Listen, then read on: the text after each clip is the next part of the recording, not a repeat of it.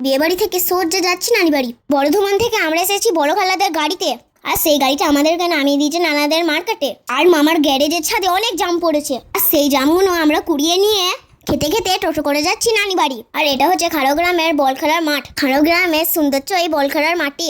সকালে এখানে যেমন মর্নিং ওয়াক হয়, বিকেল না হতে হতেই আবার ক্রিকেট, ফুটবল, ক্যারাটে এই সমস্ত খেলা হয়। কিছু বন্ধু বসে গল্প করতে, আবার কিছু বন্ধু হেঁটে হেঁটে গল্প করে। আর ফুচকা 12 ভাজার দোকান তো থাকেই। আবার বছরে কিছু না কিছু অনুষ্ঠান লেগেই আছে। আবার সন্ধ্যায় মানুষজন বসে মিষ্টি হাওয়া খেতে। মনে হয় পুকুরটা চিকচিক দিয়ে সাজিয়েছে কেন বলে তো, কি জানি, কিন্তু দেখতে ভালো লাগছে।